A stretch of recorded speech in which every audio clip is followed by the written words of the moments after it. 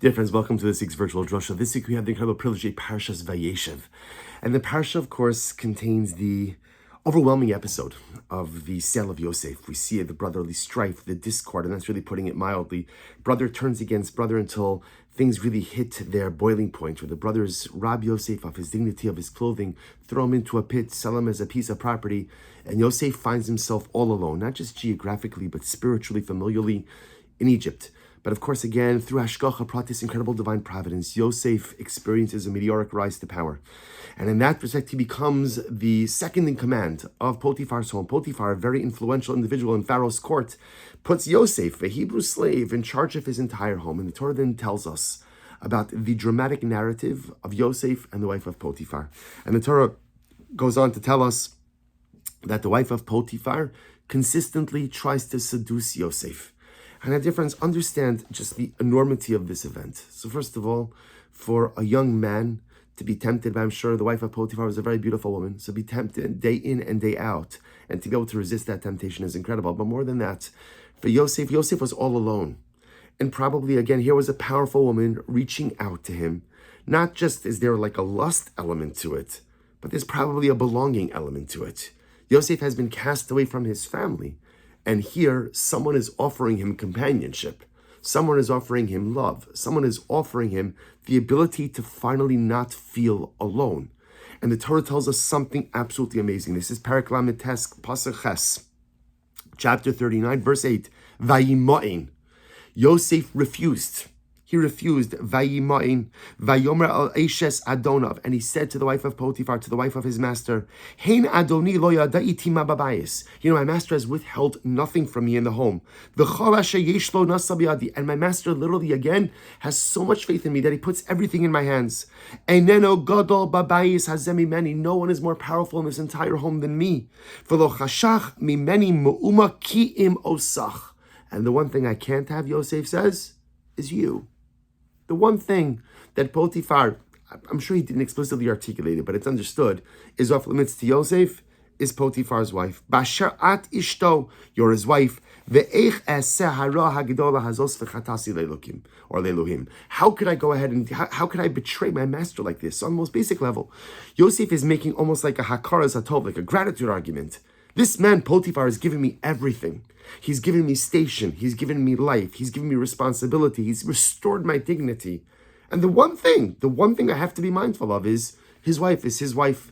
How could I trespass?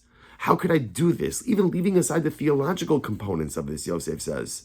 How, as a human being, how could I do this to a man who has given me so much? Essentially, probably from Yosef's perspective, another chance at happiness in life.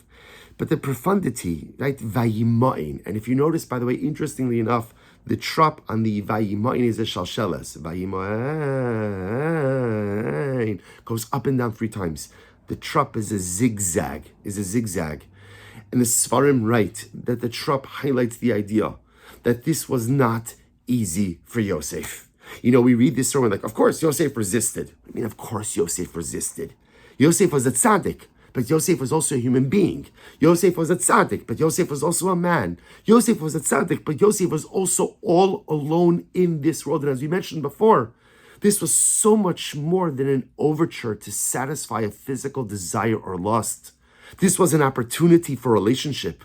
This was an opportunity for belonging. This was an opportunity to establish a connection with someone of much greater station than himself. For Yosef, this represented so much, and the Vayimo'in is the back and forth. Don't think for a moment that this was simple for Yosef. Don't think for a moment that, of course, I'm not going to sin. I'm Yosef HaTzadik. Of course he's Yosef HaTzadik. But do you know why he's Yosef HaTzadik? Because it was so difficult. The back and forth, right? I will, I won't, I really want to, but I can't, I have to, I can't let myself do it. The constant back and forth that Yosef was experiencing is Yosef Vayimo'in. He had to refuse himself the ability to give in to this most basic and natural desire. Yosef had to muster up superhuman strength in order to be able to abstain from engaging in this carnal affair. And Rabbi Nachman of Breslov, the Rebbe writes something so incredibly beautiful. Listen to the Rebbe's words. The Divrei HaMasal, the way he says, is Vayimo'in. He He's commenting on this one word, that Yosef refused. He refused. Again, not just didn't sin, he refused. He refused to yield to this temptation. So the Rebbe says, listen to this. Achshav benakel yoser la'mal b'nisayon. The Rebbe says, contemporarily, it is much easier for us to stand up to our temptations. Why? Ki harishonim sha'amdu b'nisayon kvar shavru kol kach klipa zo shel taivazu. Because earlier generations who stood up to their desires, who stood up in their tests, so to speak, literally translated, they destroyed or they demolished the shells, the husks, the coverings of this particular taiva. I'm going to read it and then we'll explain it. Until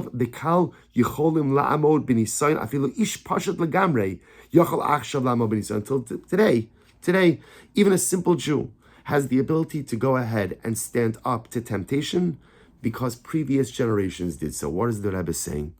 The Rebbe is highlighting a profound and incredible idea. When I am tempted with something and I find the courage to resist, when I have an opportunity to sin or to satisfy a desire or an illicit lust, and I say, you know what, no, I'm not giving in, I'm keeping it together. That act of restraint, that act of defiance of the carnal urges and desires of human beings, that act of restraint doesn't just change me, it changes the world. It changes the world. I've diminished the hold of that desire for future generations as well. An overwhelming yesod. When I find the courage, when I muster up the courage to resist the temptation, not only have I prevented myself from sinning, but I've, so to speak, changed the spiritual DNA of my future generations. So that now my children, my grandchildren will have the ability, the strength to resist their temptations. And again, their ability to resist will become easier because I resisted. And the Rebbe quotes the Gemara. The Gemara says, Takfo shel Yosef and Visunuso shel Boaz, which literally means the strength of Yosef, literally translated means led to the humility of Boaz. Now, what does that mean? He says, Ki tokef hanisayon shel Yosef atzadik. Right? That which Yosef struggled with was easy for Boaz. What does that mean? So remember, again, we know the story of Megillas Rus, right? Naomi gives Rus this very interesting piece of advice going to Boaz. He's sleeping in the granary, lay down at his feet, and he'll tell you what to do. Strange story. But Chaver, think about this. Boaz could have done anything he wanted. He could have done anything he wanted. He was a man of influence. He was a man of power. He was a man of station. Who was Rus? Rus was a Moabite convert. She was already living on the periphery of the community. He could have done whatever he wanted, and that would have been it. It's the middle of the night. No one's around. But when you see in the Megillah says something so interesting, which is you don't see a struggle on the part of Boaz. You see fear, right? Boaz wakes up. He's very alarmed. He's not knowing what's going on over here. But he acts in such a beautiful and caring and loving and holy way. You ever wonder, where did Boaz get that self-restraint? Right? There's a beautiful young woman laying here at his feet in the middle of the night. And again, he doesn't have all that's restraint. Where did it come from? The Gemara posits it came from Yosef. When Yosef overcame his struggle, that by definition gave Boaz the strength to overcome it and diminished the desire for Boaz. When we overcome our struggles in life, not only do we make ourselves greater, but we endow future generations with greater strength to overcome their struggles as well. Chavra, what an overwhelming and incredible idea. Because we all struggle with different things that we desire, right? We all struggle with different averos that we constantly contend with. And it's hard. It's really hard, right? It's hard sometimes to muster up the strength to be able to not engage in this avera, to not engage in this action, to not speak in this way, to not behave in this way, to not continue down this road. It's hard to muster up the self-restraint to become the kind of people we need to become. So first of all, it's validating to know that if it's difficult to muster up self-restraint, you're not alone. Yosef HaTzadik also had struggles. The shalshalas, the back and forth, the up and down. It was a struggle for Yosef also. What makes Yosef great is not that he didn't have the struggle. What makes Yosef great was that he had the struggle, but he still chose to rein it in. But Chavra, if we could find the strength to rein in the things that often derail us in life, understand, not only Are we doing something incredible for ourselves? But we're changing the fabric of our families. We're changing the fabric of future generations. Future generations will be stronger because of our strength. You know, for those of us who are privileged to be parents, what wouldn't you do for your child? We make a lot of sacrifices for our children. We make a lot of sacrifices for our grandchildren, and lovingly and willingly. So if someone were to tell you, listen, you're tempted with an Avera.